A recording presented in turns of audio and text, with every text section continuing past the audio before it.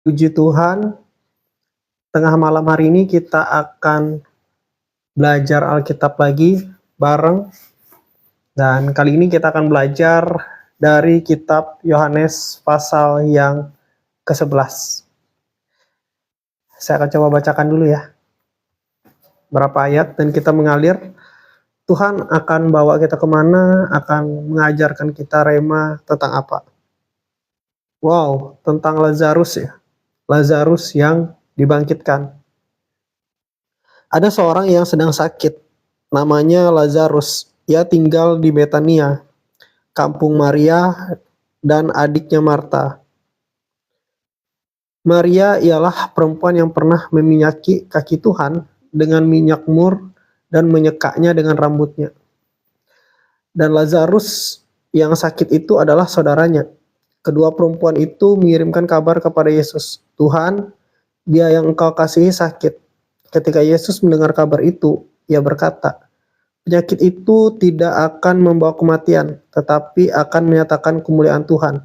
Sebab oleh penyakit itu anak Tuhan akan dimuliakan." Yesus memang mengasihi Marta dan kakaknya Lazarus. Namun setelah didengarnya bahwa Lazarus sakit, ia sengaja tinggal 2 hari lagi di tempat di mana ia berada. So, Tuhan Yesus di sini sengaja ya. Padahal bisa aja Tuhan Yesus langsung datang, tapi Tuhan Yesus di sini sengaja. Nanti setelah saya bacakan, nanti saya akan kasih sedikit penjelasan ya.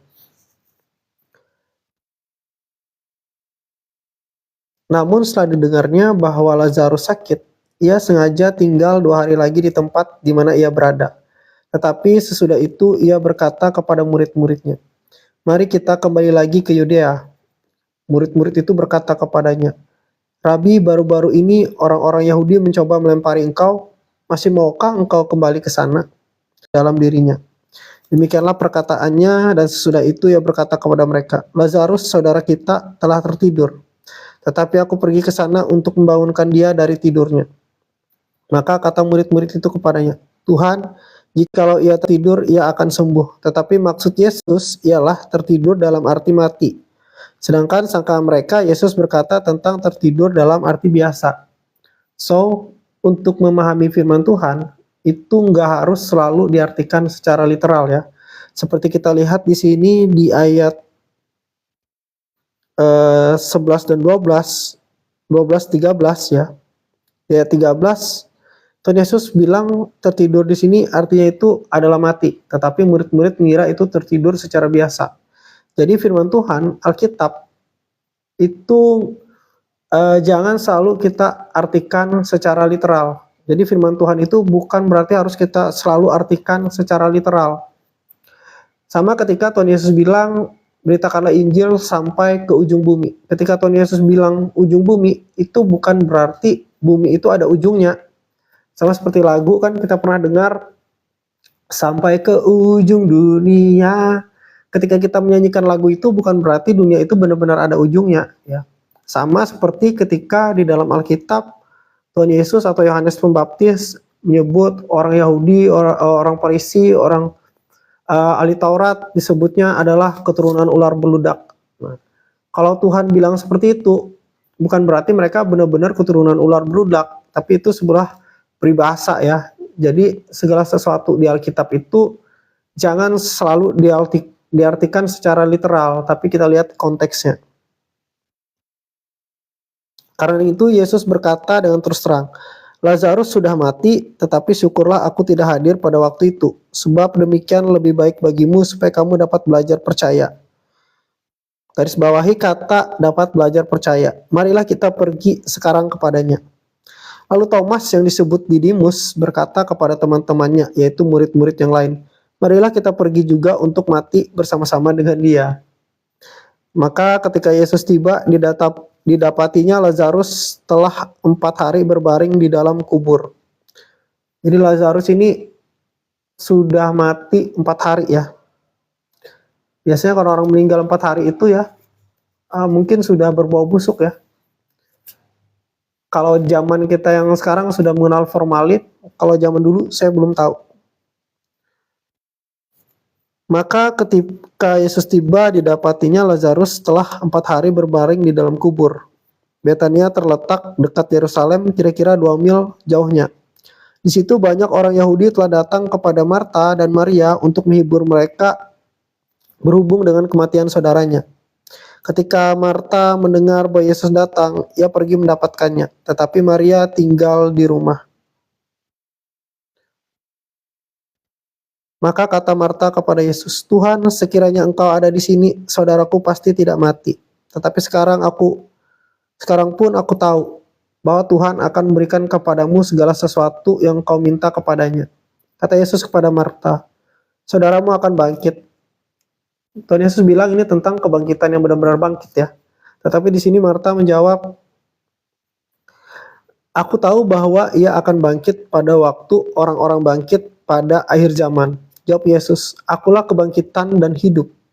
Walaupun ia sudah mati, dan setiap orang yang hidup dan yang percaya kepadaku tidak akan mati selama-lamanya. Percayakah engkau akan hal ini?" Jawab Marta, "Ya Tuhan, aku percaya bahwa engkau Mesias, anak Tuhan, anak Elohim, dia yang akan datang ke dalam dunia." Dan sesudah berkata demikian, ia pergi memanggil saudaranya Maria dan berbisik kepadanya, "Guru ada di sana dan ia memanggil engkau." Mendengar itu Maria segera bangkit lalu pergi mendapatkan Yesus. Tetapi waktu itu Yesus belum sampai ke dalam kampung itu. Ia masih berada di tempat Marta menjumpai dia. Ketika orang-orang Yahudi yang bersama-sama dengan Maria di rumah itu untuk menghiburnya melihat bahwa Maria segera bangkit dan pergi keluar, mereka mengikutinya karena mereka menyangka bahwa ia pergi ke kubur untuk meratap di situ. Setibanya Maria di tempat Yesus berada dan melihat dia, tersungkurlah ia di depan kakinya dan berkata kepadanya, "Tuhan, sekiranya engkau di sini, saudaraku pasti tidak mati." Ketika Yesus melihat Maria menangis dan juga orang-orang Yahudi yang datang bersama-sama dia, maka masyagulah hatinya. Ia sangat terharu dan berkata, "Di manakah dia kamu baringkan?" Jawab mereka, "Tuhan, marilah dan lihatlah." Maka menangislah Yesus.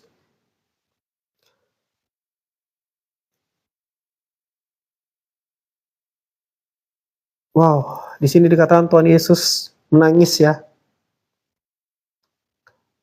Kata orang-orang Yahudi, "Lihatlah betapa kasihnya kepadanya." Tetapi beberapa orang diantaranya berkata, "Ia yang memelekkan mata orang buta, tidak sanggupkah ia bertindak sehingga orang ini tidak mati?" Maka masyagullah pula hati Yesus. Lalu ia pergi ke kubur itu. Kubur itu adalah sebuah gua yang ditutupi dengan batu. Kata Yesus, "Angkat batu itu." Marta, saudara orang yang meninggal itu berkata kepadanya, "Tuhan, ia sudah berbau, sebab sudah 4 hari ia mati." So, jadi sudah berbau busuk ya, sudah 4 hari di dalam kubur si Lazarus ini, bahkan sudah membusuk. Tapi jawab Yesus, "Bukankah sudah kukatakan kepadamu, jikalau engkau percaya, engkau akan melihat kemuliaan Tuhan?" Maka mereka mengangkat batu itu. Lalu Yesus menengadah ke atas dan berkata, "Bapa, aku mengucap syukur kepadamu karena engkau telah mendengarkan aku. Aku tahu bahwa engkau telah mendengarkan aku. Tetapi oleh karena orang banyak yang berdiri di sini memilih aku mengatakannya supaya mereka percaya bahwa engkaulah yang telah mengutus aku." Dan sudah berkata demikian, berserulah ia dengan suara keras, "Lazarus, marilah keluar."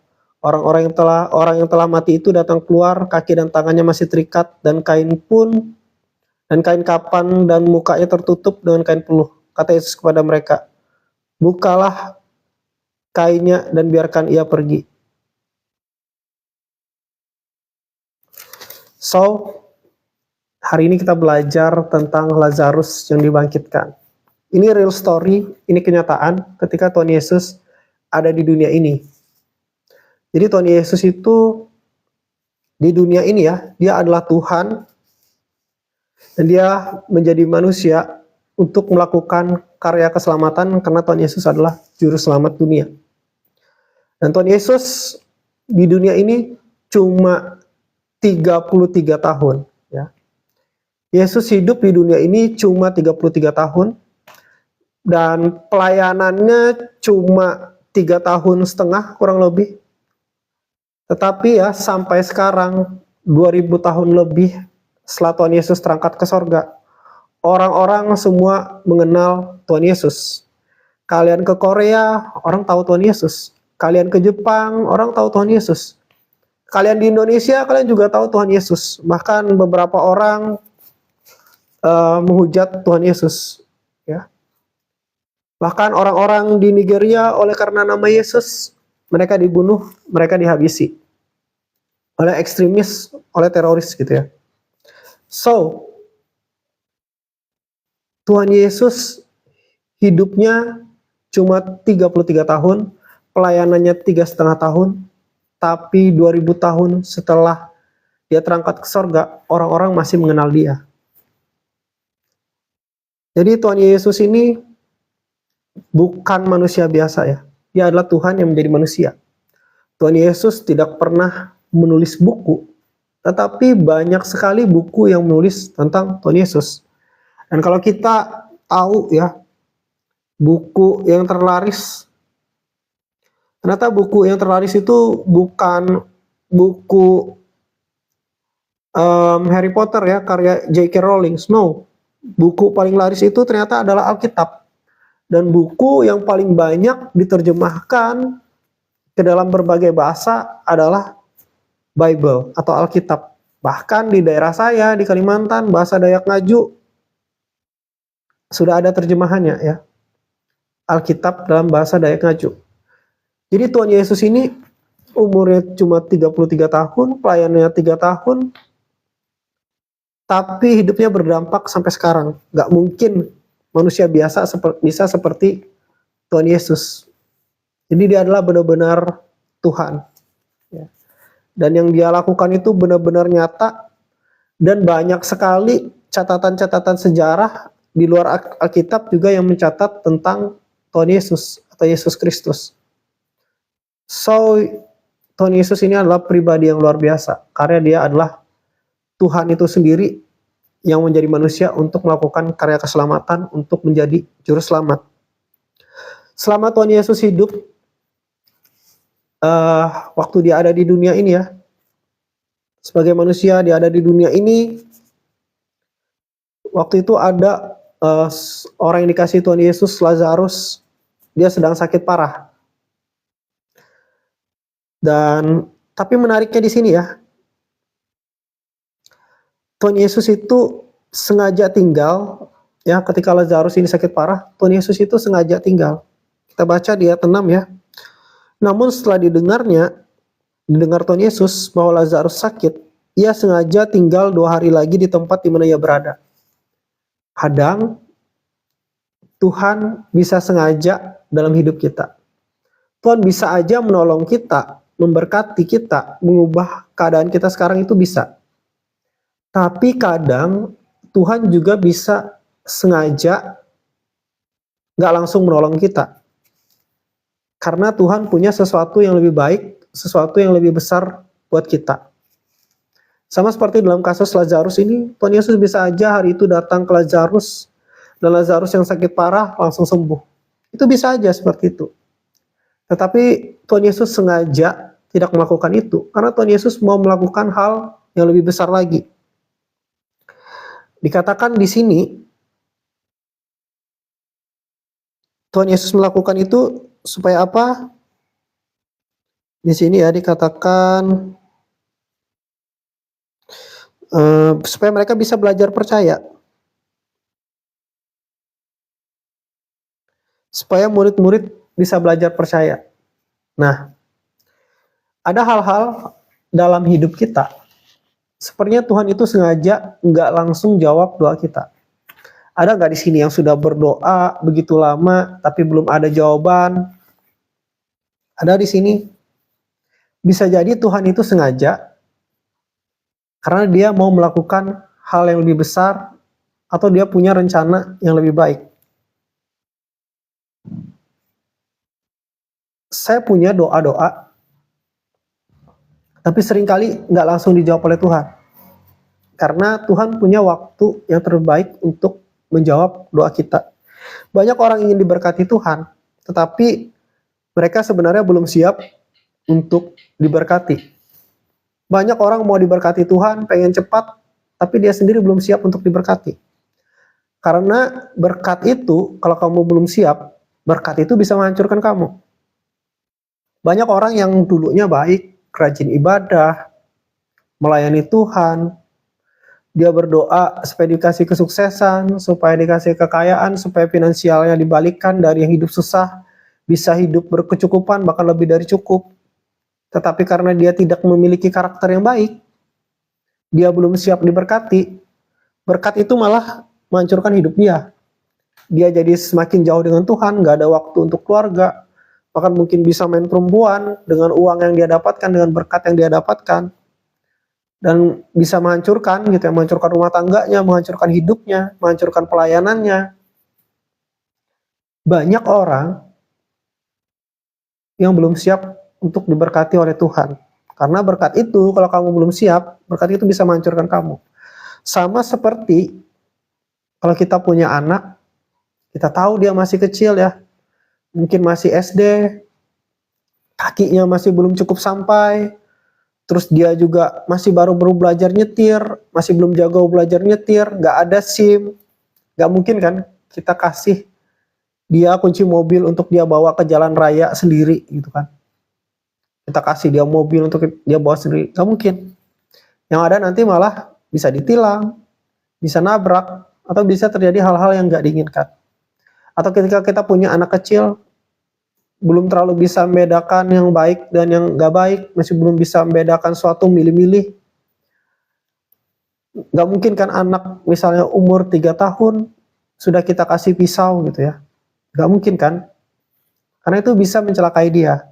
So, kadang Tuhan itu sengaja belum jawab doa kita sekarang, karena kita masih belum siap. Tuhan akan menjawab doa kita ketika kita sudah siap.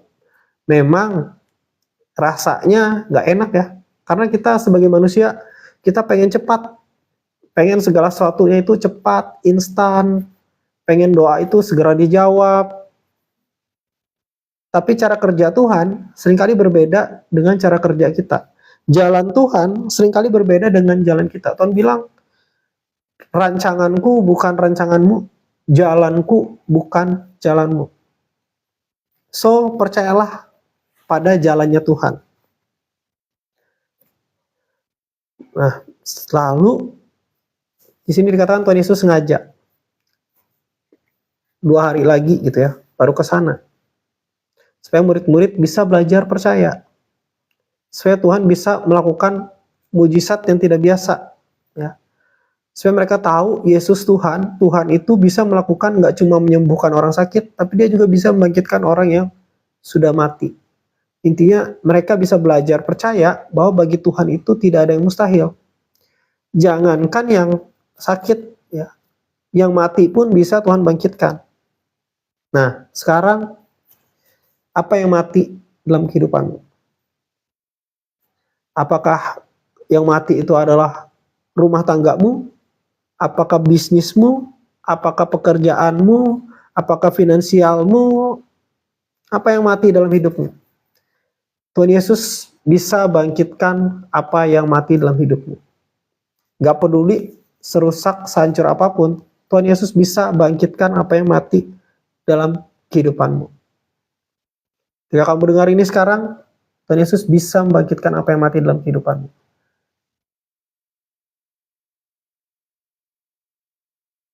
Yes, oke ya. So, akhirnya kita tahu ya, Tuhan Yesus datang ke situ. Pertama dia disambut oleh Marta. Dan kalau kita baca di Alkitab, terutama di kitab Yohanes ini, banyak orang yang nggak nyambung dengan omongan Tuhan Yesus. Kita baca sebelum-sebelumnya ya, ketika Nikodemus ngomong dengan Tuhan Yesus tentang lahir kembali, Nikodemus itu kira dia harus masuk ke kandungan ibunya lagi, lalu keluar dari situ lagi. Padahal yang dimaksud Tuhan Yesus bukan lahir secara daging, tapi secara roh ya, secara rohani. Lalu ketika Tuhan Yesus ngomong dengan murid-murid, kan di ayat ini, di pasal ini Tuhan Yesus bilang Lazarus lagi tertidur. Yang maksud Tuhan Yesus dan tertidur adalah mati. Tapi murid-murid mengira yang tertidur itu adalah tidur. Lalu Tuhan Yesus ngomong lagi dengan Marta bahwa Tuhan Yesus akan membangkitkan Lazarus yang sudah mati. Tetapi Marta mengira Tuhan Yesus akan membangkitkan Lazarus itu pada akhir zaman. So banyak orang yang nggak nyambung dengan Tuhan. Kadang-kadang dalam hidup kita pun kita bisa nggak nyambung dengan Tuhan. Karena Tuhan itu nggak bisa kita mengerti dengan logika kita. Karena Tuhan itu beyond our understanding. Tuhan itu di luar pengetahuan kita. Karena Dia yang menciptakan kita, ya, Dia pencipta segala sesuatu. Kita sebagai ciptaan, kita nggak bisa memahami Tuhan secara keseluruhan. Kalau memahami Tuhan sedikit, mungkin bisa gitu ya. Tapi kita nggak bisa memahami Tuhan secara keseluruhan. Nah, masalahnya banyak orang gagal paham karena mereka mencoba memahami Tuhan dengan pikiran mereka yang terbatas. Jadi Tuhan itu tidak terbatas, jangan kita membatasi Tuhan dengan pikiran kita yang terbatas. Pikiran logika kita kalau orang sudah mati, ya sudah gitu ya, game over. Tapi bagi Tuhan, nggak ada kata game over. Amen. So, apa yang mati dalam hidupmu? Finansial, keluarga, rumah tangga, pekerjaan, bisnis. Tuhan Yesus bisa bangkitkan. Lalu akhirnya kita lihat bahwa Tuhan Yesus membangkitkan Lazarus. Dan Tuhan Yesus menunjukkan kuasanya bahwa Dia tidak cuma bisa menyembuhkan orang sakit, tapi Dia juga bisa membangkitkan orang yang sudah mati. Dalam artian Tuhan Yesus itu memiliki kuasa ya. Bahkan Tuhan Yesus sendiri di dalam Yohanes 11 ayat 25 dikatakan, akulah kebangkitan dan hidup. Tuhan Yesus itu sendiri adalah kebangkitan, resurrection. Tuhan Yesus itu sendiri adalah hidup itu sendiri. Barang siapa percaya kepada Tuhan Yesus, maka ia akan hidup walaupun ia sudah mati. Amin. Dan setiap orang yang hidup dan yang percaya kepada Tuhan Yesus tidak akan mati selama-lamanya. Itu kata Tuhan Yesus ya. Dan itu adalah kebenaran. Ya. Tuhan Yesus adalah kebangkitan itu sendiri dan hidup itu sendiri. Banyak di antara orang-orang Yahudi yang datang melawat Maria dan yang menyaksikan sendiri apa yang telah dibuat Yesus percaya kepadanya. So, dari mujizat ini ya, jadi banyak orang yang percaya kepada Tuhan Yesus. Tetapi ada yang pergi kepada orang-orang Farisi dan menceritakan kepada mereka apa yang telah dibuat Yesus itu. So, di antara banyak orang percaya, ternyata banyak juga yang tukang ngadu gitu ya. Lalu imam-imam kepala dan orang-orang Farisi memanggil mahkamah agama untuk berkumpul dan mereka berkata, apakah yang harus kita buat? Sebab orang itu membuat banyak mujizat. Apabila kita biarkan dia, maka semua orang akan percaya kepadanya dan orang-orang Roma akan datang dan akan merampas tempat suci kita serta bangsa kita. Mereka negatif thinking ya tentang Tuhan Yesus. Berpikir terlalu berlebihan.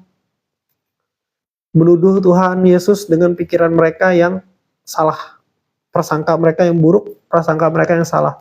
Jadi hati-hati ya dengan prasangka buruk, pikiran negatif.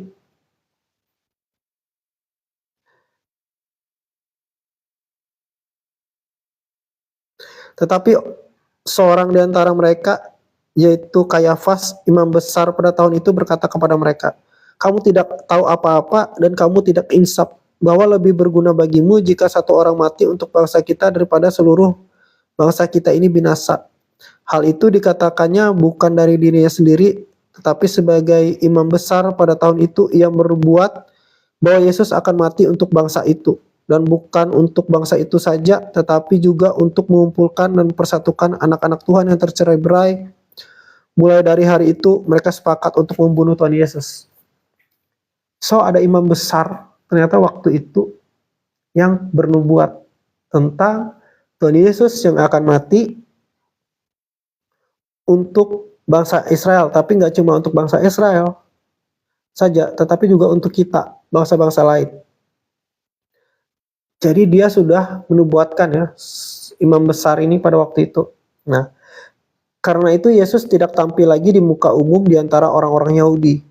Ia berangkat dari situ ke daerah dekat padang gurun, ke sebuah kota yang bernama Efraim. Dan di situ ia tinggal bersama murid-muridnya. Tuhan Yesus ini berhikmat ya, tahu dia akan dibunuh, tapi belum saatnya. Jadi Tuhan Yesus nggak memunculkan dirinya. Nah, jadi dalam melayani Tuhan kita harus ngikut instruksi Tuhan. Kita harus tahu timing atau saat-saat pada saat kita melayani. Kapan kita harus muncul, kapan kita harus disembunyikan, atau kita harus tidak perlu muncul di depan orang-orang. Jadi intinya adalah instruksi Tuhan, taat pada instruksi Tuhan. Pada waktu itu hari raya Paskah orang Yahudi sudah dekat dan banyak orang dari negeri itu berangkat ke Yerusalem untuk menyucikan diri sebelum Paskah itu. Mereka mencari Yesus dan sambil berdiri di dalam bait Tuhan, mereka berkata seorang kepada yang lain, "Bagaimana pendapatmu? Akan datangkah juga ia ke pesta?" Sementara itu imam-imam kepala dan orang-orang Farisi telah memberikan perintah supaya setiap orang yang tahu di mana Yesus berada memberitahukan kepada mereka agar mereka dapat menangkap dia. Nah, jadi ini kitab Yohanes pasal 11 ini sudah dekat ya dengan saat-saat Tuhan Yesus dengan karya salib. Sudah dekat waktunya orang-orang Farisi, ahli Taurat, mereka sudah merencanakan untuk menangkap dan membunuh Tuhan Yesus. Tetapi pada waktu itu Tuhan Yesus lolos terus ya. Kenapa? Karena belum saatnya. Jadi mau orang merancangkan yang jahat seperti apapun, kalau belum saatnya, ya tidak akan terjadi apa-apa. So, demikian firman Tuhan hari ini ya. Kita belajar Alkitab dari Yohanes pasal yang ke-11. Jadi kita baca Alkitab terus ya, satu pasal. Dan sekarang sudah di Yohanes pasal yang ke-11. Nah, puji Tuhan untuk live hari ini, dan live ini juga bisa ditonton recordingnya di YouTube Andre Thomas TV. Bagi teman-teman yang menonton recordingnya di YouTube, teman-teman bisa subscribe.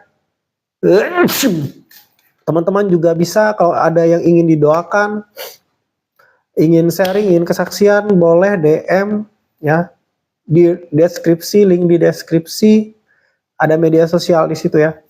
Dan ya, saya berjumpa lagi di live selanjutnya ataupun di YouTube Andre Thomas TV untuk menonton recordingnya. Live-nya sih rencananya setiap hari jam 1 siang, tapi nanti menyesuaikan saja. Oke? Terima kasih. Tuhan Yesus memberkati.